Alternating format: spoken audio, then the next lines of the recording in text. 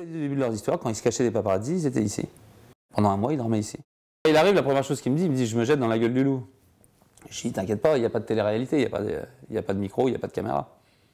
Comment ça se fait qu'il a très peu d'amis à l'époque, pour l'héberger? Comment ça se fait? Ben voilà, parce qu'il n'avait pas d'autre endroit où cacher sa liaison. Aujourd'hui, il en a d'autres. Mon ex-femme qui rentre en septembre et qui me dit, tiens, on a été cambriolés. Il y avait un bordel. J'ai jamais vu ça. Ils avaient tous les soirs en bordel, la vaisselle, les draps par terre, les trucs, tout ça. Ouais, on aurait pu croire à une perquisition ou un cambriolage.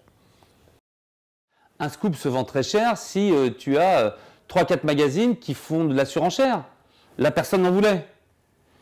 Et personne n'en voulait en plus dans cet état, parce qu'ils sont pas vraiment. Il n'y a pas une photo où ils sont tous les deux. C'est une photo d'un casque et d'une paire de chaussures qui sont sur une mobilette. Donc même si c'est un scoop colossal pour Closer, journalistiquement, il n'est pas abouti. Moi, je ne l'aurais pas proposé, par exemple. J'aurais eu ça, j'aurais attendu d'avoir les deux.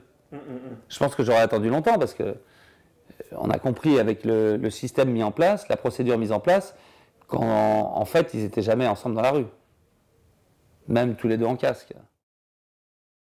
C'est une atteinte à la vie privée, droit à l'image de Julie Gaillet. Pour la photo, elle est dans la rue. Le risque est minime. Minime. On me livre une information à l'époque, une source familiale, que la maman de Ségolène Royal aurait eu une aventure avec François Mitterrand qui venait de perdre son Marocain de secrétaire d'État à la francophonie ou aux colonies, je ne sais plus. Et donc en 1953 à Dakar, il est venu et il aurait eu une aventure avec la maman de Ségolène Royal. Donc je livre cette information au patron de presse de l'époque, que ce soit Le Point, l'Express, Paris Match évidemment. Personne ne réagit, personne ne veut aller sur ce terrain. Peut-être que c'est un peu touchy, peut-être que pour révéler l'histoire d'une paternité, quand on avait fait Mitterrand-Mazarine ou quand on avait fait le Prince Albert, il faut un des deux parents ou l'enfant qui le raconte. Sinon, on ne peut absolument pas. Aux États-Unis, on pourrait. En France, on ne peut absolument pas le publier.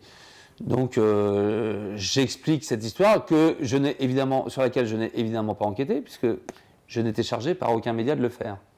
Donc, je raconte juste dans le livre, et que je pose la question lors d'un dîner à François Hollande. Je lui raconte cette rumeur, enfin cette info que j'ai eue, et qui me répond « je ne sais pas ». Moi non plus.